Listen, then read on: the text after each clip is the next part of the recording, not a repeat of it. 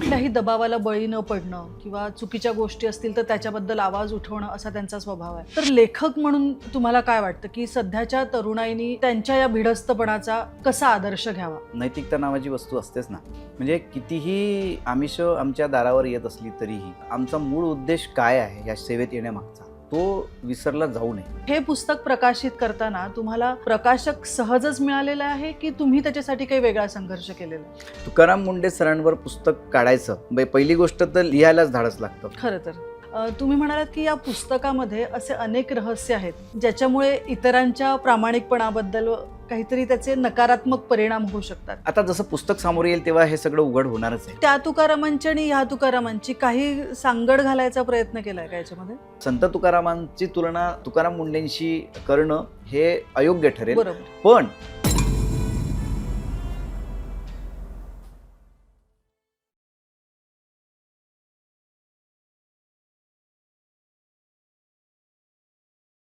नमस्कार, मी आसावरी नितीन.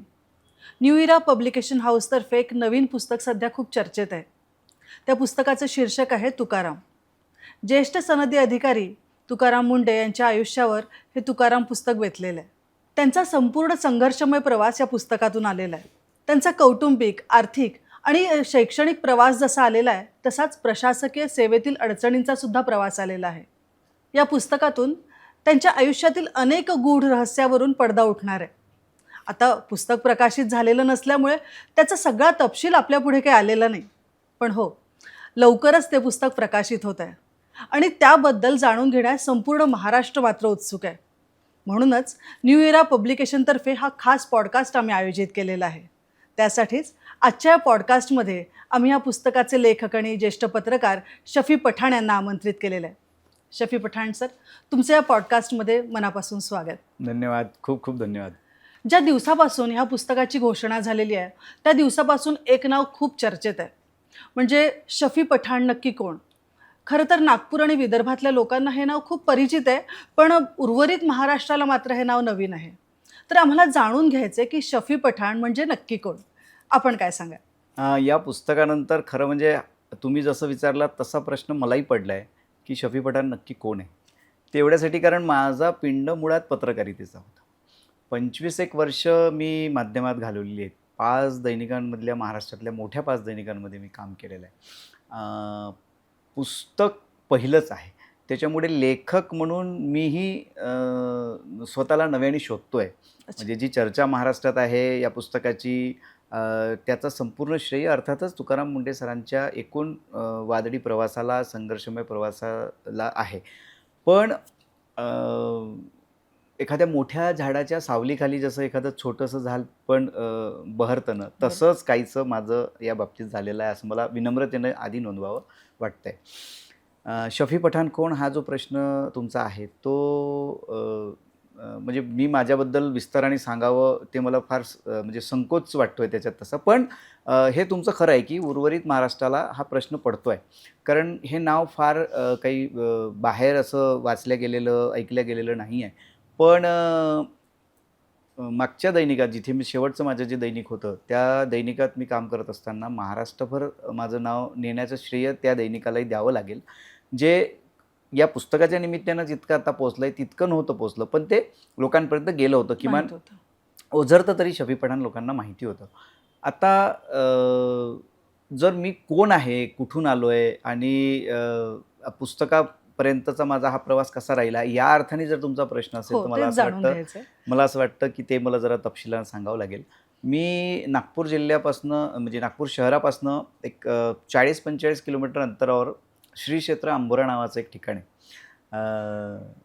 हे मी आवर्जून यासाठी नोंदवून पुढे जाऊ इच्छितो, कारण ते ठिकाण जे आहे ते मुकुंदराज स्वामींनी विवेक सिंधू नावाचा पहिला मराठीतला जो ग्रंथ लिहिला, ज्याला आद्य ग्रंथ मराठीतला म्हणतात, ते त्या ठिकाणावर बसून लिहिला. म्हणजे 5 नद्यांचं संगम असलेलं ते ठिकाण आहे आणि तिथे श्री हरिहरनाथांच्या आदेशाने मुकुंदराजांनी पहिला मराठीचा ग्रंथ लिहिला. त्याच्या अगदी अलीकडे एक 6 किलोमीटरवर वेलतूर म्हणून एक छोटंसं गाव आहे, ते माझं मूळ गाव आहे. तर ही परंपरा जर आपण लक्षात घेतली तर मराठी भाषेच्या पालखीचा मी भोई आहे असं मला स्वतःला वाटतं.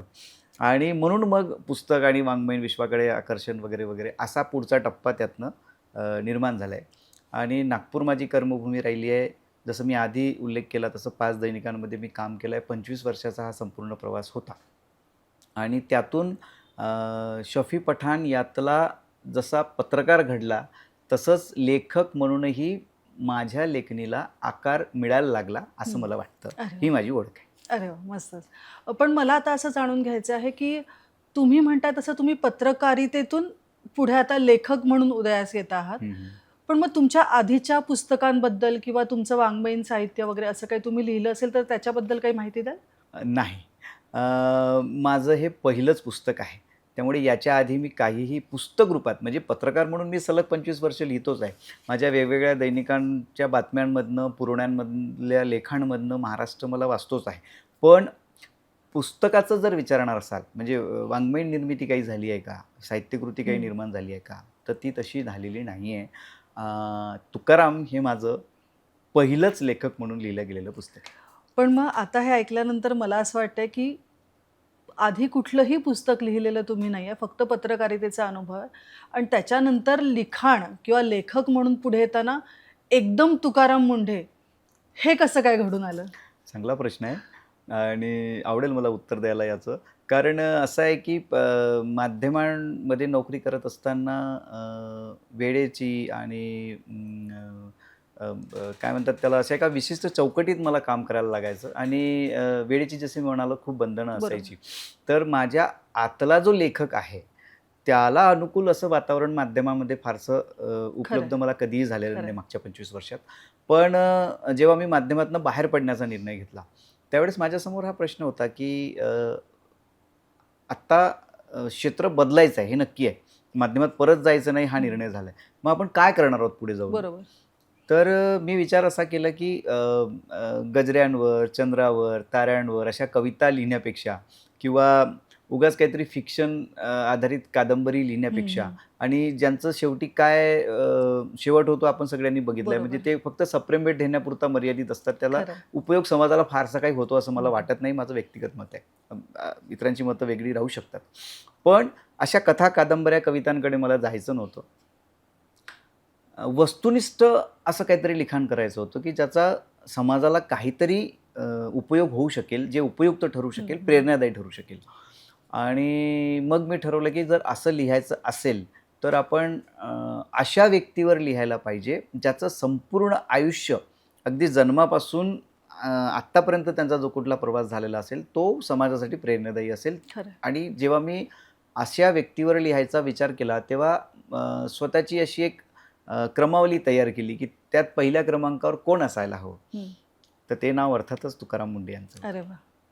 पण म्हणजे खरं तर तुकाराम मुंढे हे नाव ऐकलं की एक आदरयुक्त भीती प्रत्येकाच्या मनात असते. बरोबर.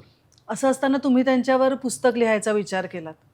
पण मग पुस्तक लिहायच्या काळात किंवा ते पूर्णत्वाकडे येताना असं कुठेतरी वाटलं का की आपल्या हातून जर एखादा शब्द चुकीचा गेला किंवा काही कमी जास्त गेलं तर आपली गाठ डायरेक्ट तुकाराम मुंढे यांच्याशी आहे. मग ती भीती कुठे मनात होती का? होती, अर्थात होती. ती भीती मनात होती. पण मला हे नमूद करूनच पुढे जायला हवं की तुकाराम मुंढे पडद्यावर जसे दिसतात म्हणजे सार्वजनिक आयुष्यामध्ये तुकाराम मुंढेंची जी एक कणखर, कठोर सनदी अधिकारी अशी जी प्रतिमा आहे ती त्यांच्या स्वभावाच्या पैलूची केवळ एक बाजू आहे. अच्छा.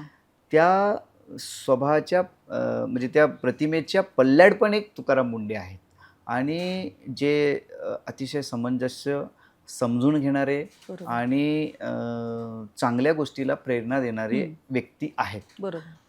तर हे जेव्हा शिवधनुष्य मी पेलण्याचा निर्णय घेतला ना त्यावेळेस जसं तुम्ही म्हणाला तसा तो प्रश्न माझ्या समोर होता की जर कुठले संदर्भ चुकले किंवा अशी कुठली मेजर चूक ब्लंडर चूक झाली की ज्याच्यामुळे त्यांच्या प्रतिमेवर काहीतरी गंभीर प्रश्नचिन्ह निर्माण होऊ शकेल, अशी चूक आपल्याला करायची नाही आहे.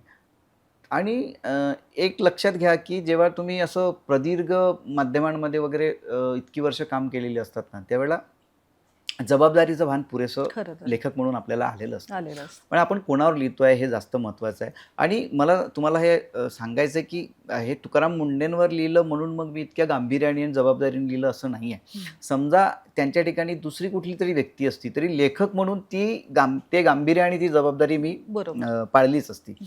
तर तुकाराम मुंडेंवर लिहिताना आणि जेव्हा जे काही मी लिहिणार आहे ते जेव्हा समाजासमोर वाचकांसमोर येईल तेव्हा त्याचा प्रभावाचा टप्पा जो आहे तो किती मोठा असेल याची जाणीव मला होती. त्यामुळे मी पुरेशा गांभीर्याने अतिशय जबाबदारीने आणि सगळे संदर्भ 10-10 वेळा पडताळून ते पुस्तक लिहिलेलं आहे. त्याच्यामुळे जेव्हा प्रत्यक्ष तुकाराम मुंडे सर ते पुस्तक वाचतील तेव्हा त्यांच्या काही तक्रारी असतील असं मला वाटत नाही. तुम्ही आत्ता मघाशी म्हणालात की तुमच्या पुस्तकातून तुकाराम मुंडेंचा संपूर्ण प्रवास आलेला आहे, म्हणजे अगदी बालपणापासून ते अगदी कालच्या तारखेपर्यंत आपण असं म्हणूया. म्हणजे या तुकारामांची संपूर्ण गाथा तुम्ही तुमच्या पुस्तक रूपाने देताय. म्हणजे तुकारामांची गाथा आता ही नव्या रूपात रसिक वाचकांसमोर येणार आहात. तर त्याच्याबद्दल तुम्हाला आणखीन काय सांगावं असं वाटतं? संपूर्ण या शब्दाला थोडंसं करेक्ट करतो मी की एक विशिष्ट कालखंड आहे पुस्तकाचा. म्हणजे पुस्तक ज्या कालखंडापर्यंत येऊन थांबलेलं आहे ते एक विशिष्ट कालखंड आहे. त्याच्यामुळे संपूर्ण प्रवास त्याच्यात आलेला आहे असं म्हणणं जरा म्हणजे अजून पुढे काहीतरी येण्याची अपेक्षा आम्ही ठेवू शकतो. मी आत्ता त्याच्यावर काही भाष्य करणार नाही. पण मला असं वाटतं की एक विशिष्ट कालखंड आहे. त्या कालखंडाचा विचार करूनच ते पुस्तक लिहिलं गेलेलं आहे. आणि जसा तुमचा प्रश्न होता की तुकारामाची गाथा वाटावी असा प्रवास तुकाराम मुंडेंचा झालेला आहे का, असा एक प्रश्न त्यात आहे. तर मला असं वाटतं की मुद्दा तुलनेचा नाही आहे, पण विचारधारेचा जो मार्ग आहे, वैचारिक जो मार्ग आहे, म्हणजे तुकारामांनी त्यावेळेस मी आधीच हे सगळ्या म्हणजे हे पॉडकास्ट पाहणाऱ्या सगळ्या दर्शकांना पुन्हा तुम्ही त्या तुकारामांची आणि ह्या तुकारामांची काही सांगड घालायचा प्रयत्न केलाय का याच्यामध्ये? मी परत एकदा नमूद करू इच्छितो की कुठलाही गैरसमज नसावा. संत तुकारामांची तुलना तुकाराम मुंडेंशी करणं हे अयोग्य ठरेल. पण मुद्दा मी जसं आधी बोललो की मुद्दा तुलनेचा नाही आहे, मुद्दा वैचारिक मार्गाचा आहे. आणि तो वैचारिक मार्ग जर समान असेल दोन व्यक्तींचा, म्हणजे पुरातन काळात झालेली एखादी व्यक्ती असेल आणि वर्तमानातली एखादी व्यक्ती असेल, या दोघांचा जर मार्ग समांतर असेल विचारांच्या दृष्टीने, तर मला असं वाटतं की त्याची सांगड अगदी निसर्गतः जोडली गेली पाहिजे असं माझं लेखक म्हणून व्यक्तिगत मत. तुकारामांनी कर्जखतं जी होती ते तर म्हणजे इतक्या वैभवशाली कुटुंबात जन्माला आले होते वगैरे सगळा इतिहास आहे. पण ती कर्जखतं जी म्हणजे शेतकऱ्यांना जे कर्ज दिलं होतं त्याचे जी खतं त्यांच्याकडे गहाण पडलेली होती ती त्यांनी जलार्पण केलं, म्हणजे नदीत बुडवले अक्षरशः. त्यामागचा उद्देश हा होता की कोणीही व्यक्ती शोषणाचा बळी ठरू नये व्यवस्थेच्या. हा तुकारामांचा मार्ग होता. त्या अर्थाने तुकाराम विद्रोही होते, त्या अर्थाने तुकाराम बंडखोर होते. पण म्हणून मग तुकारामांना तुम्ही अहंकारी ठरवाल का? नाहीच, अर्थात नाही. मग जर आम्ही आत्ताच्या तुकाराम मुंडेंचा प्रवास जर बघितलेला आहे तर काही अंशी तो असा विद्रोही वाटावा, बंडखोरीच्या स्वरूपाचा वाटावा असा भासत असतो आम्हाला. परिस्थितीनुरूप तसं ते घडलेलं दिसतंय. त्याच्या मुळाशी जर आपण गेलो तर आपल्या लक्षात येईल. म्हणूनच हे पुस्तक आहे की जी दुसरी बाजू मी वारंवार उल्लेख करतोय की तुकाराम मुंडेंच्या व्यक्तिमत्वाची जी दुसरी बाजू आहे ती जगासमोर आली पाहिजे, हा लेखक म्हणून माझा उद्देश होता. आणि जसं आधीच आपण बोललो की त्या तुकारामाचा ह्या तुकारामांशी सांगड घालणं योग्य ठरेल का, तर मला असं जसं मी आधी म्हणालो की वैचारिक मार्ग जर समान असेल तर ती सांगड अनैसर्गिक ठरत नाही, एक. आणि दुसरं असं की तुकाराम जसे व्यवस्थेच्या विरुद्ध शंखनाद करून म्हणजे आपल्या प्रवासाला निघायचे किंवा त्यांचा जो एकूण प्रवास राहिलेला आहे तो असा व्यवस्थेच्या विरुद्ध चुकीच्या गोष्टींविरुद्ध त्यांनी एल्गार पुकारला, तसाच काहीचा प्रवास तुकाराम मुंडेंचा वर्तमानात आहे. वाटताना तेही विद्रोही वाटतात, बंडखोर वाटतात, पण त्या बंडखोरीच्या मुळाशी जाऊन त्यामागचा उद्देश जर आपण लक्षात घेतला ना तर तो लोककल्याण, जनहित हा एकमेव आहे. म्हणून मला असं वाटतं की या दोघांच्या म्हणजे संत तुकाराम आणि तुकाराम मुंडे यांचा जो वैचारिक मार्ग आहे तो समान आहे. खरं. मला आणखीन एक असं विचारायचं होतं की तुकाराम मुंडे आणि शफी पठाण आणि तुमच्या या पुस्तकात मला असं कळलं की तुम्ही अभंग घेतलेले आहेत, ज्ञानोबाचे आहेत, तुकारामांचे आहेत, मला असं वाटतं बाबा आमटेंच्या कवितेचा सुद्धा उल्लेख केला. म्हणजे असे अनेक संदर्भ तुम्ही घेतलेले आहेत. तर शफी पठाण या व्यक्तीने लिहिलेलं हे पुस्तक, हा जो समन्वय जुळून आला आहे तो तुम्ही कसा काय साधला? आधी हे बघा, पठाणांच्या घरी जन्माला यायचं की कुलकर्ण्यांच्या घरी जन्माला यायचं हे काही माझ्या हातात अगदी नव्हतं. खरं. त्याच्यामुळे मी कुठे जन्माला आलो आणि मला काय आडनाव चिकटलं हे काही म्हणजे असं मी आधी म्हणाल तसं माझ्या हातात नसल्यामुळे. पण मला असं वाटतं की हा विचार मुळात चुकीचा आहे. म्हणजे त्यात तुमचा दोष नाही, प्रश्न विचारता म्हणून. हा समाजानेच काहीतरी अशी चौकटी निर्माण करून टाकलेल्या आहेत जाती-जातीमध्ये, की पठाण असेल तर त्याला ज्ञानेश्वर कसं माहीत असेल, पठाण हां. असेल तर त्याला तुकोबा कसा माहीत असेल, पठाण असेल तर त्याला गाडगेबाबा, राष्ट्रसंत तुकडोजी महाराज कसे बाबा माहिती हे असतील? हे हे कसं माहिती असतं? अभंगांवर मक्तेदारी कुणाचीच नाही. आणि मला असं वाटतं की जे काही चांगलं आहे, वंदनीय आहे, अभिनंदनीय आहे, त्या त्या गोष्टी आपण स्वीकारल्या पाहिजे आत्मसात केलं पाहिजे. आणि आत्मसात केल्या पाहिजे. आणि त्याच्यासाठी आपण कोण आहोत, कुठून आलो आहोत, आपली धार्मिक किंवा सामाजिक पार्श्वभूमी काय आहे, त्याचा विचार करणं फार गरजेचं आहे असं खरं. मला वाटत नाही. त्याच्यामुळे माझं नाव केवळ पठाण आहे म्हणून मी तुकाराम लिहू शकलो का, हा प्रश्न होऊ शकणार नाही असं मला वाटतं. अगदीच. ज्याला आपल्या महाराष्ट्राची प्राचीन परंपरा, संस्कृती, ह्या सगळ्या गोष्टीचा अभिमान आहे आणि अभ्यास आहे, तो प्रत्येक माणूस तुकारामावर म्हणा किंवा इतर संतांवरही लिहू शकतो. आणि जसं तुम्ही अभंगांचा उल्लेख केला, तर मी जसं आधी म्हणालो की मी मुकुंदराजांच्या पायथ्याशी हो. राहणारा माणूस आहे. तर मराठीचा ते, जन्म जिथे झाला तिथून मी हो. आलेलो आहे. त्याच्यामुळे प्रत्येकाच्या रक्तात भिनलं असेल ते हां, तिथे. अर्थात असं म्हणायला हरकत नाही. त्याच्यामुळे मराठी भाषा, मराठीचं वैभवशाली संस्कृती, परंपरा ही सगळी मी अतिशय जवळून पाहिलेली आहे, अंगीकारलेली आहे. त्याच्यामुळे मला तुकाराम हे पुस्तक लिहिताना कधीही पठाण असण्याची आडकाठी आलेली आली नाही.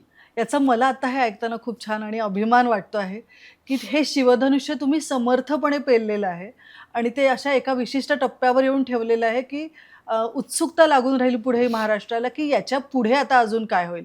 तुकाराम मुंढेंच्या आयुष्यात जे पुढे घडणार आहे ते नक्की काय असेल? तर मी आता इथे तुम्हाला एक सुचवू इच्छिते, की भविष्यात जर असा काही विचार असेल तर दुसऱ्या आवृत्तीचा विचार किंवा यानंतरच्या मुंडेंच्या प्रवासाचा विचार तुम्ही नक्की करावा. म्हणजे तेही पुस्तक आमच्या रसिक वाचकांसमोर लवकरच आणावं. तुमची सूचना नमूद केलेली आहे असं मी जाहीर करतो. धन्यवाद. आणखीन एक असं मला विचारायचं होतं, की आता हे पुस्तक म्हणजे पुस्तक मला असं वाटतं साधारण 250-300 पानांच्या आसपास आहे असं तुमच्या एका ह्याच्यात आलं होतं. तर एवढं मोठं पुस्तक लिहायला साधारण तुम्हाला किती वेळ लागला असेल? हा कालावधी खूप मोठा होता. मी माध्यमातून बाहेर पडल्यानंतर जेव्हा हा निर्णय घेतला, त्याला मी फार वेळ नाही दवडला खरं म्हणजे. मग जसं मी माध्यमातून बाहेर पडलो तसं लगेच मी या पुस्तकाकडे वळलो आणि हा कालखंड जो होता निर्मितीचा, तो जवळजवळ 1 वर्षाचा होता. म्हणजे 1 वर्ष मी सलग या पुस्तकाच्या कामात व्यस्त होतो आणि ते सहज नाही झालं. ते रिसर्च बेस पुस्तक आहे आणि त्याच्यासाठी मला खूप परिश्रम घ्यावे लागले. म्हणजे मी तुकाराम मुंढे ज्या छोट्याशा ताडसोना नावाच्या गावात राहायचे तिकडे गेलो. ते बीड जिल्ह्यातलं गाव आहे आणि बीड शहरापासून काहीतरी 15-20 किलोमीटर अंतरावर आहे. छोटंसं गाव आहे. तिथे जाऊन मी राहिलो काही दिवस. तिथले तुकाराम मुंढे सरांचे जे बालपणाचे मित्र असतील, त्यांचे तिथे आत्ता जे स्थायिक आहेत अजूनही त्यांचे ते काही नातेवाईक असतील, त्यांची शेती, त्यांचं घर, त्यांची शाळा, त्यांचं त्यावेळेसचं जे काही भावविश्व राहिलं असेल ते सगळं मी अतिशय जवळून अनुभवलं. आणि टप्प्याटप्प्याने मग पुस्तक जसजसं पुढे जात आहे ते वाचक जेव्हा वाचतील तेव्हा त्यांच्या लक्षात येईलच. म्हणजे माझे परिश्रमही त्यातून प्रतिबिंबित होतील असा मला विश्वास आहे. तर सुमारे 1 वर्ष या पुस्तकाचं काम चाललं आणि अतिशय परिश्रमपूर्वक मी ते पुस्तक लिहिलेलं आहे.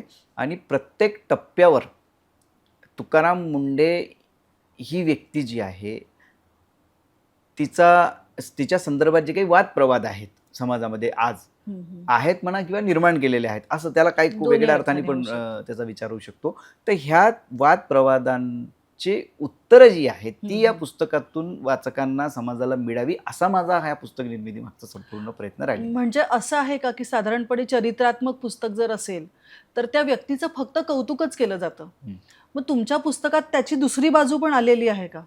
हा अतिशय चांगला प्रश्न आहे तुमचा. हे बघा, शफी पठाण यांना एक पत्रकार म्हणून ओळखणारी जी माणसं आहेत की नाही नागपूर विदर्भातली, त्या सगळ्यांना माहिती असेल की माझा जो मूळ लिखाणाचा पिंड आहे तो कधीही असा वस्तू काय म्हणतात त्याला स्तुती पाठकाच्या मार्गाने गेलेला नाही आहे. मी अतिशय तटस्थपणे लिहित आलेलो आहे. आणि अर्थात तुम्हाला ऐकून आश्चर्य वाटेल की त्या तटस्थतेची काही वाईट परिणाम पण मला भोगावे लागलेत, की नुकसान सहन करावं लागलं माझ्या क्षेत्रामध्ये. बरोबर. मी तटस्थ असण्याचं, माझी लेखणी तटस्थ असण्याचं अनेक डिसएडव्हान्टेज मी पत्रकारितेत पाहिलेले आहेत. पण मी माझा ठरवलेला जो मार्ग होता तो अजिबात बदलला नाही. मी अजिबात विचलित झालो नाही आणि ज्या दिशेने मला जायचं होतं त्या दिशेनेच मी आत्तापर्यंतचा प्रवास पूर्ण केलेला आहे. की जसं तुम्ही विचारलं की कौतुकच आहे का त्या व्यक्तिचरित्रामध्ये, साधारणतः असं होतं. खरं आहे की बऱ्याच अंशी ते कौतुकाच्या अंगाने पुढे जात जात एका टप्प्यापर्यंत निगेटिव्ह जी बाजू असते ती घेतली जात नाही त्या पुस्तकात, असं होतं साधारणतः. पण आता पुस्तकाच्या तपशिलावर मी फार बोलणार नाही. पण पुस्तक जेव्हा तुम्ही डोळ्यापुढे ठेवता तेव्हा त्याच्या प्रत्येक पानावर एक तुकाराम मुंडेंची नवी प्रवासगाथा वाचताना आपल्या लक्षात येते की एक नवीन प्रवासगाथा प्रत्येक पानावर आहे. पण तुकाराम मुंडे आज समाजासमोर एक अतिशय यशस्वी सनदी अधिकारी म्हणून दिसत असले तरीही त्यांनी त्यांच्या आयुष्यात निर्णय घेताना काही चुका केलेल्या आहेत आणि त्या चुका इतक्या गंभीर होत्या की जर ते वेळेस सावरले नसते तर कदाचित आज तुकाराम मुंडे जिथे दिसतायत यशाच्या शिखरावर तिथे दिसू शकले नसते. इतक्या त्या चुका गंभीर होत्या. लेखक म्हणून ज्यावेळी त्या चुका माझ्या नजरेखाली आल्या किंवा मी त्या चुकांबद्दल मला माहिती मिळत गेली तेव्हा त्या टाळून मी पुढे गेलेलो नाहीये. मी त्या चुकांचा अतिशय तर्क कठोर चिकित्सा केलेली आहे. हे महत्वाचं. पुन्हा अधोरेखित करेल की तुकाराम मुंडेंनी त्यांच्या जीवन प्रवासामध्ये शैक्षणिक आयुष्यात, बालपणात किंवा अगदी IAS होण्याच्या अगदी उंबरठ्यावर उभे असताना ज्या काही चुका केल्या आहेत त्या चुकांची लेखक म्हणून मी अतिशय तर्क कठोर चिकित्सा केलेली आहे. म्हणजे उद्या जेव्हा हे पुस्तक तुकाराम मुंडेंसमोर जाईल तेव्हा कदाचित त्यांनाही असं वाटेल की असं कसं ह्या लेखकांनी माझ्यावर इतकं कठोर भाष्य केलेलं आहे. पण त्यामागचा माझा उद्देश प्रामाणिक आहे तुम्हाला सांगतो. कारण तुकाराम मुंडेंनी काय केलं किंवा त्यांनी जे केलं ते आपण करावं म्हणजे आपण त्यांच्या मार्गावर जाऊन यशस्वी होऊ असं जर या महाराष्ट्रातल्या काही तरुणाईला वाटत असेल तर मला असं वाटतं की त्यांनी काय केलं म्हणजे ते यशस्वी झालं हे सांगत असतानाच त्यांनी काय असं केलं की ज्यामुळे ते यशस्वी होऊ शकले नसते. म्हणजे काय करावं याच्यासोबतच काय करू नये, दोन्ही गोष्टी मिळतील. ह्या दोन्ही गोष्टींवर प्रकाश टाकण्याचा प्रयत्न मी या पुस्तकातून केलेला आहे. आणि हे करताना कुठेही अजिबात मन सांभाळावी किंवा प्रतिमा सांभाळावी किंवा याचे काहीतरी उलट परिणाम होतील किंवा लेखक म्हणून माझी कारकीर्द धोक्यात येऊ शकेल असा अजिबात विचार मी केलेला नाही. प्रामाणिकपणे सगळं व्यवस्थित त्याच्यात आलेलं आहे. येस. तुम्ही म्हणाल की तुम्हाला व्यावसायिकदृष्ट्या सुद्धा या प्रामाणिकपणाचा त्रास झाला. आता फक्त मला एक सांगावंसं वाटतं की जसा तुकाराम मुंडे सरांचा प्रवास आहे म्हणजे तुम्ही आयडॉल जो निवडला पहिलं पुस्तक लिहिण्याबद्दलचा तो इतका परफेक्ट निवडला की तुमचा प्रवासही साधारण त्यांच्यासारखाच आहे. प्रामाणिकपणामुळे आपल्याला काय काय धोके आपल्या व्यावहारिक आयुष्यात भोगावे लागतात तसंच तुमचं सुद्धा झालेलं आहे. हा प्रवास समांतर पण योगायोग असावा. योगायोग म्हणूनच म्हणजे आयडॉल जो आपण निवडलाय तो साधारण दोघांचा प्रवास एकाच दिशेने जाणारा एकाच विचाराने जाणारा असाच आहे. हा अर्थात नाही म्हणजे ती वैचारिक समानता नसतील म्हणजे या प्रामाणिकतेच्या बाबतीत जर आपण बोलायला गेलो तर कदाचित मी हा पर्याय निवडलाच नसता. खरं खरं. तुम्ही म्हणालात की या पुस्तकामध्ये असे अनेक रहस्य आहेत की ज्याच्यामुळे इतरांच्या प्रामाणिकपणाबद्दल काहीतरी त्याचे नकारात्मक परिणाम होऊ शकतात. त्याच्याबद्दल काही सांगू शकाल? हा खरं तर संकटात टाकणारा प्रश्न आहे. पण मला असं वाटतं की आता जसं पुस्तक समोर येईल तेव्हा हे सगळं उघड होणारच आहे. खरंच. पण तुकाराम मुंडे यांचा संपूर्ण जीवन प्रवास बालपणापासूनचा तो तर संकटांनी भरलेला होताच आणि त्यात अनेक खाचखळगे होते, अनेक चढ उतार होते, संघर्षाचा एक मोठा पट त्यांनी बघितलेला आहे. पण जेव्हा लौकिक अर्थाने सुखाचे दिवस वगैरे आपण म्हणू शकू असे दिवस जेव्हा त्यांच्या आले त्यांच्या वाट्याला म्हणजे ते IAS झाले. IAS होणं की साधी गोष्ट नाही आहे आणि 20वी रँक होती त्यांची देशामध्ये. म्हणजे एक ताडसोण्यातला म्हणजे प्रमाण मराठीही धड बोलू न शकणारा विद्यार्थी, जिल्हा परिषदेच्या शाळेतून शिकलेला विद्यार्थी आणि पुस्तकात जसजसं तुम्ही पुढे जाल तसतसं तुमच्या लक्षात येईल की टोकाचं दारिद्र्य घरी होतं. टोकाचं म्हणजे एक प्रसंग मला आता राहवत नाहीये, सांगायला हवं असं मला वाटतंय. खरं आम्हाला म्हणजे ते आवडेल खरं तर पुस्तकात ऐकायला. तो प्रसंग आलाय, ते बोलायला नको खरं म्हणजे मी, पण मला असा ह्या मुलाखतीच्या हां, माध्यमातून हे एक सांगायला प्रसंग हवंय तरी यायला हवा. की एक दिवस त्यांना अतिसाराची लक्षणं जाणवायला लागली. ते कदाचित 4थ्या किंवा 5व्या वर्गात वगैरे असावे त्यावेळेस. अतिसाराची लक्षणं जाणवायला लागली आणि घरी अर्थात फार पैसे नव्हते, खाजगी डॉक्टरांकडे जाण्याची क्षमता नव्हती. तर मग आईनी तिथे प्राथमिक उपचार केंद्र आहे गावातलं. ताडसोन्याला. तिथे आई तुकाराम, जो लहान तुकाराम होता त्याला घेऊन गेली आणि डॉक्टरांना सांगितलं की अतिसाराची म्हणजे अतिसार हा शब्द त्यांना कळण्याचं कारणच नव्हतं. अशी अशी लक्षणं आहेत आणि मुलगा खूप अशक्त झालाय, काहीतरी उपचार करा. डॉक्टरांनी बघितलं, त्यांच्या लक्षात आलं की हे अतिसाराची लक्षणं आहेत आणि त्यांनी गोळी दिली. आता ती गोळी खूप कडू होती. ती गोळी आईनी तुकारामाच्या हातावर ठेवली, त्यांनी जिभेवर ठेवली की त्याला लगेच उलटी व्हायची आणि उलटी झाली की ती गोळी बाहेर पडायची, आराम होत नव्हता. तर शेजारची जी एक महिला होती ती आली आणि ती म्हणाली, जीजी, ते शेजारचे जे होते ना तुकाराम मुंडेंच्या आईला जीजी म्हणायचे. ते म्हणाली, जीजी असं करून नाही गोळी पोटात जाणार, तुम्ही एक काम करा, गोळी दिली की लगेच याच्या तळहातावर साखर ठेवा थोडीशी. हा साखर खाईल ना की मग याला उलटी होणार नाही, म्हणजे कडवटपणा जाईल आणि उलटी पण होणार नाही. तर ती एवढं सांगून निघून गेली आणि आई मोठ्या पेचात पडली.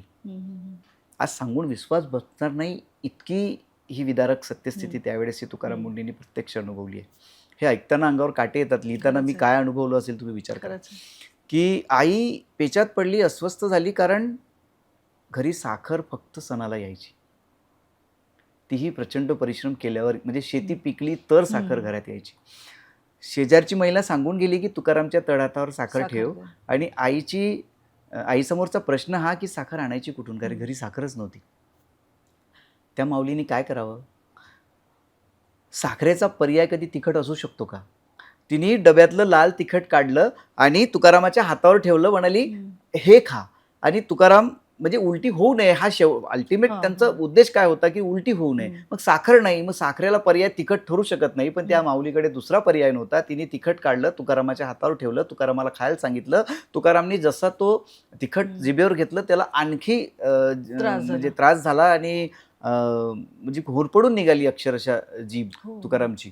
आणि ते अतिसारातून सावरायला बरेच दिवस लागले. आता त्याच्या तपशिलात मी आणखी जाणार नाही, पण मला हे उदाहरण देऊन थांबायचं आहे की एका तुकारामांनी, म्हणजे तुकाराम मुंडेंनी ती गरिबी अनुभवलेली आहे जिथे साखर नाही म्हणून आई तळहातावर तिखट ठेवते. आणि ते तुकाराम आज एवढ्या मोठ्या पदावर पोहोचलेले आहेत.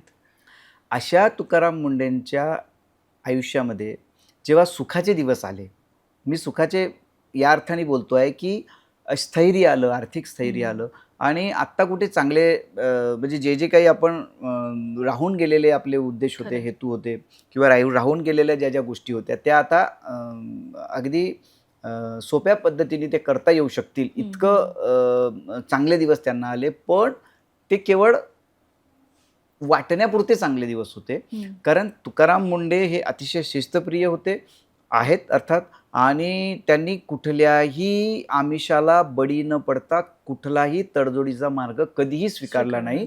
त्यांचा हाच स्वभाव ते आयस झाल्यानंतरही त्यांच्या प्रगतीच्या आड येत राहिला. आणि जसं तुम्ही विचारलात की आम्ही ऐकतोय की बा पुस्तकात असं असं आहे आणि काही लोकांनी त्यांना त्रास दिला आहे आणि त्या लोकांचं सगळं नाव पत्त्यासह सगळं उल्लेख त्याच्यात आहे वगैरे वगैरे वगैरे. तर त्यातलं किती खरं आहे यावर मी आत्ता काही बोलणार नाही. ते पुस्तक आता यायला काही फार दिवस राहिले, आमची उत्सुकता वाढती आता. पण उत्सुकता वाढवणं हा माझा उद्देश नाही आहे. पण मला जे काही असे चेहरे जे आहेत ज्यांनी तुकाराम मुंडेंना त्यांच्या प्रशासकीय प्रवासात अडथळे निर्माण होतील असे जाणीवपूर्वक ज्या ज्या लोकांनी प्रयत्न केलेले आहेत, त्या लोकांचे खरे चेहरे, म्हणजे सो कॉल्ड जे काही प्रामाणिक नेते असतील, अधिकारी असतील, किंवा आणखी कोणी असतील, जे जे समाजात मिरवताना स्वतःला प्रामाणिक म्हणवतात, भासवतात त्यांच्या प्रतिमेतून, अशा अनेक माणसांचे खरे चेहरे या पुस्तकातून वाचकांसमोर येतील, एवढं मी मात्र आवर्जून इथे नमूद करू इच्छितो. तुकाराम मुंढे यांचा प्रवास सगळा हा संघर्षमयच झालेला आहे. तुम्ही सुद्धा त्यांच्या गावी जाऊन म्हणा, वेगवेगळ्या ठिकाणी जाऊन त्यांच्याबद्दलचं शोध करून, संशोधन करून अनेक गोष्टी पुढे आणलेल्या आहेत.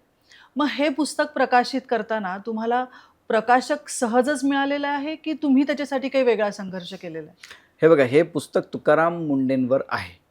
मला असं वाटतं एवढं सांगणं पुरेसं आहे, कारण तुकाराम मुंडे सरांवर पुस्तक काढायचं पहिली गोष्ट तर लिहायलाच धाडस लागतं. खरं तर ते मी केलं आहे म्हणून नाही, माझ्याऐवजी कोणीही ते धाडस केलं असतं तरी त्याला धाडस असंच विशेषण संबोधणं योग्य राहिलं असतं असं मला वाटतं. आणि तुमचा जो प्रश्न आहे, मूळ प्रश्न, की प्रकाशक अगदी सहज सापडलेत का, तर जसं मी आधी म्हणालो की तुकाराम मुंडेंवरचं हे पुस्तक आहे आणि तुकाराम मुंडे हे एका वादळी जीवन प्रवासाचं पर्यायी नाव आहे. तर जसं केशवसूत म्हणायचे की कविता ही आकाशातली वीज आहे, तिला जर गाठायचं असेल तर हात पोळून घेण्याची तयारी असायला हवी. मला असं वाटतं लेखक म्हणून ही गोष्ट मलाही लागू होते आणि प्रकाशक म्हणून ज्यांनी हे धाडस केलेलं आहे त्यांना हे सुद्धा लागू होते. त्यामुळे मला फार जास्त शोधाशोध करावी लागली नाही.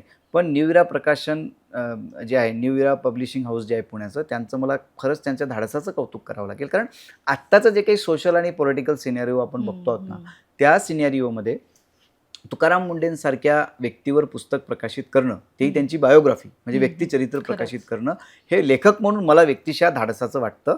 आणि ते धाडस न्यू इरा पब्लिशिंग हाऊसनं केलेलं आहे. आणि त्यासाठी मला फार शोधाशोध करावी लागली अशातला भाग नाही. पण सुरुवातीला काही ठिकाणी अशा अडचणी आल्या की तुकाराम मुंडे म्हणजे अरे बापरे, अच्छा त्यांच्यावरचं पुस्तक आहे का, मग आम्हाला ज्या दिवशी अनाउन्समेंट झाली त्या दिवसापासूनच ही उत्सुकता जाणली गेलेली आहे. अर्थात प्रकाशकांचं सुद्धा विशेष कौतुक होत आहे सोशल मीडियावर. ते व्हायला हवं असं. हे वेगळ्या प्रकारचं धाडस आहे. अर्थात वेगळ्या प्रकारचं धाडस आहे. आणि जसं मी बोललो की आत्ताची जी काही सामाजिक राजकीय परिस्थिती आहे, या स्थितीमध्ये तुकाराम मुंडेंवर पुस्तक काढणं आणि ते प्रकाशित करणं, ह्या दोन्ही गोष्टी धाडसाच्या आहेत. आणि ते धाडस न्यू इरा पब्लिकेशन हाऊसने केलं, त्यासाठी ते कौतुकास पात्र आहे. नक्कीच. आणि मला असं वाटतं हे पुस्तक ज्यावेळी तरुण वर्ग वाचेल, मी स्पेशली तरुण वर्ग म्हणेल, कारण सगळा संघर्ष जो आहे हा ते सुद्धा फेस करणार आहेत काही दिवसांनी, त्यांच्यासाठी जर ते इन्स्पिरेशनल ठरलं तर ते आवर्जून प्रकाशकांचे आभार मानतील. म्हणजे संपूर्ण महाराष्ट्रातले तरुणच मी तर म्हणेल की न्यू इरा पब्लिकेशन हाऊसचा आभार मानतील. नाही, कसं आहे, अनेक म्हणजे आत्ता म्हणून नाही, मी 2005 नंतरचा तुम्ही IAS होण्याचा, ग्रामीण भागातल्या विशेषतः मुलांचा IAS होण्याचा टक्का जर तपासला तर तुमच्या असं लक्षात येईल की तो वाढला आहे. म्हणजे तुकाराम मुंडे सरांचं मोठेपण याच्यात आहे की एरवी म्हणजे मला प्रत्येकजण आपापल्या जबाबदारीबद्दल संवेदनशील असतो, कोणावर टीका करायची नाही. पण साधारणतः IAS झाल्यानंतर आपण लगेच आपल्या क्षेत्राकडे वळतो. जे काही त्यावेळेसचं वलय असते, त्या वलया हुरडून जाण्याचे ते दिवस असतात खरं म्हणजे. असे अनेक अधिकारी महाराष्ट्राने पाहिले, देशाने पाहिलेले आहेत. पण तुकाराम मुंडे सरांची सामाजिक बांधिलकी एका क्षणालाही ढळलेली नाही. हे कधीपासून जाणवतं, जे IAS झाले त्याचा निकाल आला तेव्हापासून ती जाणवतं. ते याच्यासाठी, कारण मला असं वाटतं कदाचित हे एकमेव उदाहरण असावं महाराष्ट्रातलं की ते IAS झाल्यानंतर त्यांनी औरंगाबादला, म्हणजे आत्ताचं जे छत्रपती संभाजीनगर आहे तिथे पत्रकार परिषद घेतली. हे नवीन आहे बरं. म्हणजे मी IAS झालो हे सांगायसाठी ती घेतलेली नाही आहे, मी IAS कसा झालो हे सांगायसाठी ती पत्रकार परिषद घेतली. आणि त्या पत्रकार परिषदेतून त्यांनी जी तरुणाई या स्पर्धा परीक्षेकडे मोठ्या आषाढभूत नजरेने पाहते, त्या सर्व तरुणाईला एक यशाचा मार्ग दाखवण्याचा प्रयत्न केला की तुमच्या घरची गरिबी, तुमच्या घरचं दारिद्र्य हे तुमच्या प्रगतीच्या आड येणारा अडथळा ठरू शकत नाही, हे बिंबवण्यासाठी म्हणून त्यांनी अगदी जाणीवपूर्वक तिथे पत्रकार परिषद घेतली. आणि त्या पत्रकार परिषदेतून त्यांनी सांगितलं की असा संघर्ष माझ्याही वाट्याला आलेला होता जो तुम्ही आज अनुभवत आहात. त्याच्यामुळे अशा प्रवासातल्या कुठल्याही टप्प्यावर जर तुम्हाला वाटलं की आपण यशस्वी होऊ शकणार नाही, तर ती निराशा झटकून तुम्हाला पुढे जावं लागेल. आणि तुमच्या मनगटात ताकद असेल, स्वतःवरचा विश्वास दृढ असेल, तर तुम्ही नक्कीच या यशापर्यंत जाऊ शकता. हे तुकाराम मुंडे सरांनी पत्रकार परिषद घेऊन, मी पत्रकार परिषद या शब्दावर विशेषभर एवढ्यासाठी देतोय कारण असं कोणीही करत नाही साधारणतः. ते लगेच हुरडून गेले असते किंवा यशाचा जल्लोष साजरा केला असता किंवा सत्कार स्वीकारत फिरत राहिले असते. त्यांनी तसं न करता IAS झाल्या छत्रपती संभाजीनगर गाठलं आणि तिथे त्यांनी पत्रकार परिषद घेऊन. त्यांचं पुढचं शिक्षण संभाजीनगर मधूनच झालेलं आहे ना, म्हणजे 10वी नंतरचं. 9वी पर्यंत ते तिथे ताडसोना गावी शिकले आणि होते, त्याचे हां. संपूर्ण यशाचे शिल्पकार जर कोणी असेल ज्याचं श्रेय आपल्याला दिलं पाहिजे तर ते अशोक मुंडे, त्यांचे जे मोठे बंधू आहेत तुकाराम मुंडे सरांचे, तेही माजी अप्पर जिल्हाधिकारी आहेत, तेही प्रशासकीय सेवेत होते. त्यांना ते दिलं पाहिजे. कारण त्यांनी त्यावेळेस पुढाकार घेऊन तुकाराम मुंडेंचं आयुष्य घडवण्यासाठी अनेक हालअपेष्टा स्वतः सोसल्या नसत्या, तर कदाचित तुकाराम मुंडे सरांचा हा प्रवास जो यशाचा आपल्याला आज दिसतोय तो दिसू शकला नसता. कारण एका छोट्याशा गावातून एक माणूस येतो, तो उर्वरित शिक्षण सपोज संभाजीनगरमधून करतो आणि एवढा मोठा ऑफिसर होतं. हे खूप कमी ठिकाणी घडत असेल आणि मला वाटतं त्यांना त्यावेळी जे सुचलं की पत्रकार परिषद घेऊन आपण आपला संघर्ष सांगावा, जेणेकरून गावातल्या एखाद्या छोट्या मुलाला ती प्रेरणा मिळेल. बरोबर. आणि मला वाटतं त्या काळात बरीच तरुण मंडळी त्याच्याने प्रभावित झाले असतील आणि कुठेतरी त्यांच्या ध्येयाच्या जवळपास पोहोचू शकले मी असतील. तेच म्हणालो ना की 2005 नंतरचा ग्रामीण भागातला IAS होण्याचा हो. टक्का जर तुम्ही पाहिला ना तर तो वाढलाय. तर म्हणजे काही लोकांचा त्यावेळेचे ते मोटिवेशनल स्पीकर म्हणायला अर्थात पाहिजे. अर्थात आणि त्यांनी म्हणजे आता नाव घ्यायला हरकत नाही, सकाळ दैनिकासाठी म्हणजे ते प्रोबेशनला होते, म्हणजे प्रशिक्षणाला मसुरीला गेले होते. आता हे कमाल गोष्ट आहे ना, कोणीही व्यक्ती आपल्या प्रशिक्षणावर फोकस करेल. IAS झालेला आहे, त्याला खरं. पुढची जबाबदारी सांभाळायची आहे. तो खरं म्हणजे ती व्यक्ती जी कोणी असेल त्यांना त्यावेळेस अवांतर कुठलीही कामं नको असतात. नको असतात. पण यांनी तसं केलं नाही. दैनिक सकाळनी विनंती केली तुकाराम मुंडेंना की तुम्ही आत्ता मसुरीला प्रशिक्षण घेताय, खरं आहे तुमचं सगळं वेळापत्रक जे आहे ते व्यस्त असेल, पण आम्हाला असं वाटतं की महाराष्ट्रभरातल्या तरुणाईला तुमच्या लिखाणातून काहीतरी प्रेरणादायी अच्छा. मिळायला हवं, तुमचा प्रवास प्रेरणादायी राहिलेला आहे, तर तुम्ही लिहा. तर त्यांनी दैनिक सकाळसाठी एक स्तंभ लिहिला अनेक दिवस. हे कुठं, जेव्हा ते प्रशिक्षणाला होते प्रशिक्षणाला मसुरीमध्ये. असता. तर मी ज्या सामाजिक बांधिलकीकडे तुमचं लक्ष वेधण्याचा प्रयत्न करतो ना, ती ही आहे. म्हणजे ते शिक्षणात असताना पण त्यांनी ती सांभाळली, शिक्षण घेऊन जेव्हा ते IAS झाले तेव्हाही ती त्यांनी सांभाळली, आणि प्रशासकीय सेवेत एकही दिवस एक असा गेलेला नसेल जेव्हा त्यांनी सामाजिक बांधिलकीच्या पलीकडे जाऊन काहीतरी कारवाई केली असेल खरं. किंवा काहीतरी कृती केली असेल.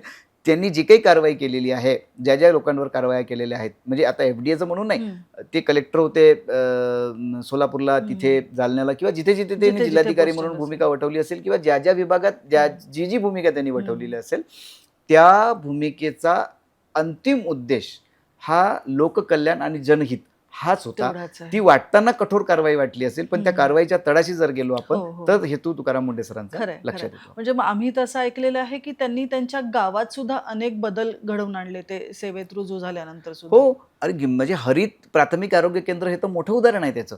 तुम्ही जर ताडसोनाला गेलात तर तिथे एक विजेची गरज पडणार नाही, इतकी सुंदर वास्तू त्यांनी निर्माण केली आणि अतिशय चांगलं आरोग्यावर उपचार होऊ शकतील असं प्राथमिक आरोग्य केंद्र त्यांनी तिथे म्हणजे उभारलं. तिथून बाहेर पडल्यानंतर त्यांनी फक्त आत्मकेंद्री विचार नाही केला. अजिबात नाही. त्यांनी त्यांच्या घरासाठी, त्यांच्या गावातल्या सगळ्या तरुणाईसाठी म्हणा, लहान मुलांसाठी म्हणून काहीतरी छान काम करून ठेवलं. तिथून हे बाहेर केवळ त्यांनी पडल्यावर. त्यांच्या गृहजिल्ह्यापुरतं नाही केलं, त्यांच्या डोळ्यासमोर कायम देश आणि महाराष्ट्र राहिलेला आहे. खरंय. आणि FDAचं तुम्ही आता बघताय ना सगळं, म्हणजे दूध असेल, पनीर हो, हो, असेल, औषधं असतील, असं एकही क्षेत्र नाही आहे जे त्यांनी म्हणजे ज्यातनं भेसळ होईल आणि ज्यामुळे लोकांच्या आरोग्याचे प्रश्न निर्माण होतील, अशा सर्व ठिकाणी त्यांनी खरंय. कठोर कारवायांना सुरुवात केलेली आहे. मला असं वाटतं 2 की 3 दिवसांपूर्वी एका आजोबांनी एक पोस्ट पण शेअर केली होती, सोशल मीडियावर आली, की त्यांनी त्याच्यात लिहिलं स्वतः असं हातात बोर्ड पकडून, की मुंडे साहेब जर काही महिने आधी आले असते तर मला कॅन्सर झाला नसता.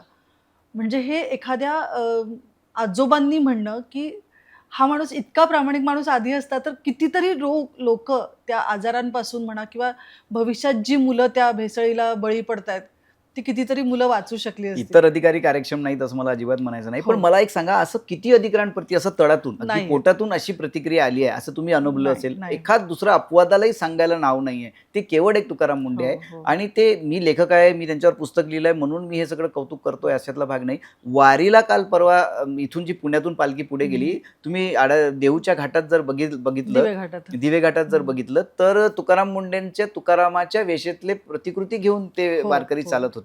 हा ही सन्मान, खूप मोठी हा सन्मान सन्मान आहे, कुठल्या खरंच आहे. महाराष्ट्राच्या IAS अधिकाऱ्याच्या वाट्याला खरंच आलाय आहे, मला सांगा बरं. खरंच आहे. म्हणजे आता मला ऐकताना सुद्धा अंगावर काटा येतो, पण खरंच हे खूप ऐकून सुद्धा छान वाटतं, की इतकी छान व्यक्ती, पारदर्शी, प्रामाणिक आपल्याला लाभलेली आहे. हां, आणखीन आता पुढे जाता जाता मला असं विचारावंसं वाटतं, की पुस्तक आता लवकरच प्रकाशित होत आहे. साधारणपणे तुम्ही जे म्हणालात, की तो कालखंड आपण एका विशिष्ट टप्प्यावर येऊन ठेवलेला आहे. तर आता या पुस्तकाच्या पुढे तुमचे अजून काही प्लॅन्स आहेत का? पुस्तकाच्या पुढे प्लॅन्स जे आहेत ते ऑन कॅमेरा सांगायला वगैरे पाहिजे असं मला वाटत नाही. फक्त मला एक सांगावंसं वाटतं, की पुस्तकावर येऊन थांबणं योग्य होणार नाही लेखक म्हणून मला. मला असं वाटतं, की पुस्तकातून ज्या गोष्टी प्रसवणार आहेत, त्या समाजाला अर्थातच प्रगतीला हातभार लावणाऱ्या आहेत, प्रेरणा देणाऱ्या आहेत. पण त्याशिवाय पण माझा असा विचार आहे, की ह्या पुस्तकात म्हणजे असा जो वर्ग आहे ज्याच्यापर्यंत हे पुस्तक पोहोचलेलं नाही आहे, त्या वर्गापर्यंत पुस्तक कसं पोहोचेल आणि जिथे ते पुस्तक रूपात पोहोचू शकत नाही तिथपर्यंत पुस्तकातला विचार कसा पोहोचेल यासाठीचे प्रयत्न लेखक म्हणून मी करणार आहे. आणि त्यासाठीचं तसं नियोजन मी प्रकाशन एकदा आटोपलं की मग एकदा करणार आहे. आम्हाला खरं तर मुंडे सरांचा त्याच्यानंतरचा प्रवासही वाचायला खूप आवडेल. मला असं वाटतं ज्यावेळी आपला हा पॉडकास्ट टेलिकास्ट होईल तर प्रकाशकांना अनेक असे मेसेजेस येतील की याचा पुढचा भाग काहीतरी आमच्या पुढे लवकरात लवकर तुम्ही आणा. आणि मला वाटतं याचं श्रेयसुद्धा तुम्हाला जातं, कारण मुंडे सरांसारख्या व्यक्तीवर लिहिणं हे शिवधनुष्य तुम्ही खूप समर्थपणे पेललेलं आहे. त्याच्यामुळे आज म्हणजे तो दिवस येतो आहे की ते पुस्तक प्रकाशित होऊन आमच्या हातात येणार आहे. त्याच्यामुळे प्रत्येकाचीच उत्सुकता ताणली गेलेली आहे. शफी सर, तुकाराम मुंडे सरांचा एकूण प्रवास बघता म्हणजे कुठल्याही दबावाला बळी न पडणं किंवा चुकीच्या गोष्टी असतील तर त्याच्याबद्दल आवाज उठवणं असा त्यांचा स्वभाव आहे. तर लेखक म्हणून तुम्हाला काय वाटतं की सध्याच्या तरुणाईनी त्यांच्या या भिडस्तपणाचा कसा आदर्श घ्यावा? नाही, मला असं वाटतं की जर हा प्रश्न विशेषतः स्पर्धा परीक्षेकडे जाणाऱ्या विद्यार्थ्याच्या संदर्भात असेल तर मला असं वाटतं की शेवटी नैतिकता नावाची वस्तू असतेच ना. म्हणजे कितीही आमिष आमच्या दारावर येत असली तरीही आम्हाला आमचा मूळ उद्देश काय आहे या सेवेत येण्यामागचा तो विसरला जाऊ नये, कुणाचाच विसरला जाऊ नये. पण असं होत नाही दुर्दैवाने की एकदा सेवेत आल्यानंतर अनेक आमिष दारावर थाप देतात आणि मग अनेकदा काही लोक त्यात बळी पडतात आणि आपलं म्हणजे त्या भ्रष्ट मार्गाला लागतात. मला असं वाटतं की आणि म्हणून तुलनेने तुकाराम मुंडेंसारखे अधिकारी कमी आहेत. पण त्यांची संख्या वाढायला हवी. जी मुलं आत्ता या क्षणाला देशभरात, राज्यभरात जिथे जिथे स्पर्धा परीक्षेची तयारी करतायत किंवा ज्यांना तुकाराम मुंडे आपलं आदर्श वाटतात, अशा सगळ्या तरुणाईंना मला एकच सांगायचं आहे की समाज मोठ्या अपेक्षेने आणि मोठ्या विश्वासाने तुमच्याकडे बघतोय भविष्यातले प्रशासकीय सनदी अधिकारी म्हणून. तर अशा वेळी त्या विश्वासाला तडा जाणार नाही आणि ज्या हेतूने तुम्ही ह्या सेवेत येत आहात त्या हेतूला तडा जाणार नाही याचा तुम्ही प्रयत्न केला गेला पाहिजे. आणि शेवटी कसं आहे की इतिहास तुम्ही तपासून बघा, इतिहासातल्या कुठल्याही पानाचा संदर्भ जर तुम्ही घेतला तर या देशात जी जी काही विधायक क्रांती झाली आहे ना ती तरुणाईनीच केली. त्याच्यामुळे तरुणाईच्या पुढच्या पिढीकडून आम्ही फार अपेक्षा करू शकत नाही. ते फार तर मार्गदर्शकाच्या भूमिकेत राहतील. हा मार्ग योग्य आहे, हा अयोग्य आहे एवढं ते सांगतील. पण त्या मार्गाची प्रत्यक्ष निर्मिती करायचं असेल तर ते करण्याचं धाडस देशातल्या तरुण, राज्यातल्या तरुणाईमध्ये आहे.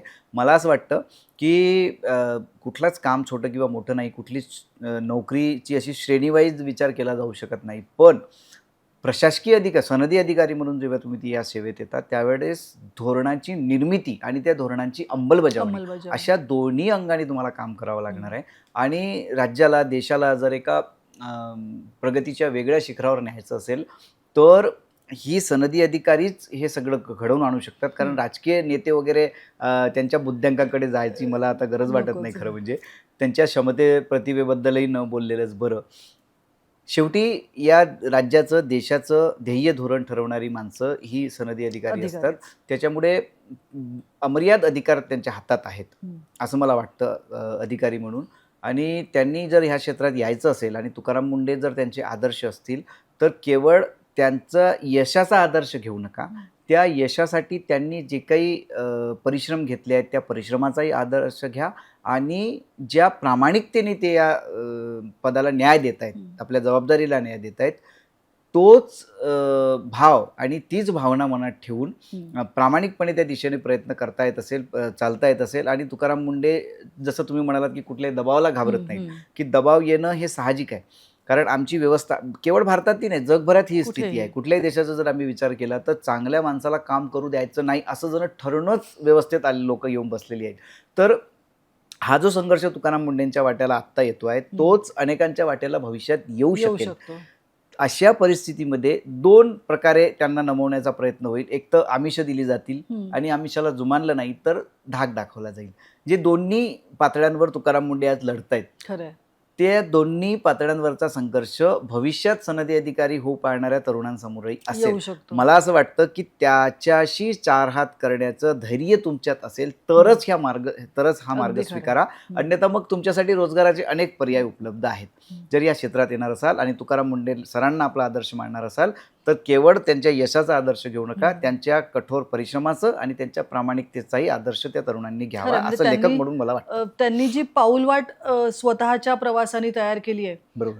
त्या पाऊलवाटेवरून जाताना पाठीमागच्यांसाठी सुद्धा आदर्श बनत जावं. आता जी मुलं त्या पाऊलवाटेवरून येत व्हायला हवं का, ते नितांत गरजेचं आहे. कारण तुलनात्मक दृष्ट्या जर आपण विचार केला तर आता म्हणजे मी ते पुस्तक लिहिलं आहे म्हणून वारंवार हे सांगतो की ते पुस्तक मी तुकाराम मुंडेंवर लिहिलं आहे म्हणून मी तुकाराम मुंडेंच्या गौरवार्थ काहीतरी बोलेल असा माझा स्वभाव नाही आहे. आणि जसं मी आधी म्हणालो तसा माझा प्रवासही राहिलेला नाही आहे. पण जे प्रामाणिक अधिकारी कोण महाराष्ट्रातला असा जेव्हा एक प्रश्न येतो ना, तेव्हा पहिल्या क्रमांकावरचं एकमेव नाव असतं ते तुकाराम अगदी मुंडे. महाराष्ट्रातला कुठलाही माणूस हेच सांगेल. आता हे जे कमवलंय ना, हे जे संचित आहे ना तुकाराम खरंय. मुंडेंच्या पाठीशी आलेलं, हे मी वारंवार सांगतोय की हे त्यांनी त्यांच्या कृतीतून सिद्ध केलेलं आहे. ज्या माणसाच्या नावावर एक सायकल नाही, ज्या माणसाच्या नावावर कुठली खाजगी वाहन नाही, ज्या माणसाच्या नावावर 10 कपड्यांच्या पलीकडे, ड्रेसेसच्या पलीकडे काही नाही, अशी व्यक्ती जर या महाराष्ट्राला दिशा देण्यासाठी धडपडत असेल आणि कुठल्याही दबावाला न झुगारता केवळ कर्तव्याला प्राधान्य देत असेल तर मला असं वाटतं की त्या व्यक्तीचा आदर्श प्रत्येक तरुणांनी घेतला पाहिजे. आणि केवळ तरुणांनी म्हणून नाही, समाजात वावरणाऱ्या आणि नैतिकदृष्ट्या समाजाला विकसित करू पाहणाऱ्या प्रत्येक माणसाने तो आदर्श घेतला पाहिजे आणि समाज तो घेईल अशी लेखक म्हणून मी अपेक्षा करतो. खरं तर तुमच्याकडून बरंच जाणून घ्यायचं होतं, पण पुस्तक प्रकाशन अजून व्हायचं आहे, त्याच्यामुळे पुस्तकातल्या अंतर्गत गोष्टी मी फार विचारणार नाही. पण एक समाधान वाटतंय की एक वेगळा विचार, एक उत्तम असं व्यक्तिमत्व पुस्तक रूपाने येत आहे. त्याच्यामुळेच खरं तर न्यू एरा पब्लिकेशन हाऊसचे आपण खूप खूप आभार मानले पाहिजेत की त्यांनी हे पुस्तक प्रकाशनाला परवानगी दिली आणि आता लवकरच ते 17 तारखेला प्रकाशित होत आहे. येत्या 17 जुलैला शफी पठाण यांनी लिहिलेलं तुकाराम हे पुस्तक आपल्या रसिक वाचकांच्या सेवेत सादर होत आहे. हे पुस्तक न्यू इरा पब्लिकेशन हाऊसने दिलेल्या नंबरवर तुम्हाला उपलब्ध होऊ शकेल आणि त्याचबरोबर ॲमेझॉनवरही तुम्हाला हे पुस्तक मिळू शकेल. मला असं वाटतं हे पुस्तक प्रत्येकाने आवर्जून वाचावं असं आहे. तरुणाई असेल तर त्यांच्या प्रवासात खूप तुम्हाला प्रेरणादायी असं हे पुस्तक ठरणार आहे. तसंच तुमच्या परिवारातील सदस्यांना, मित्रांना आवर्जून भेट द्यावं अशी या पुस्तकाची निर्मिती आहे. तुमच्या आयुष्याला वेगळ्या पद्धतीनं कलाटणी देताना तुम्हाला जर एखादा मार्गदर्शक स्तंभ हवा असेल तर तुकाराम हे पुस्तक तुमच्यासाठी नक्कीच उपयोगाचं आहे. मला वाटतं तुम्ही ते आवर्जून वाचावं. आणि शफी सर, तुम्ही आजच्या पॉडकास्टसाठी इथे आवर्जून उपस्थित झालात त्याबद्दल न्यू एरा पब्लिकेशन हाऊसतर्फे मी तुमचे खूप खूप आभार मानते. Thank you so much.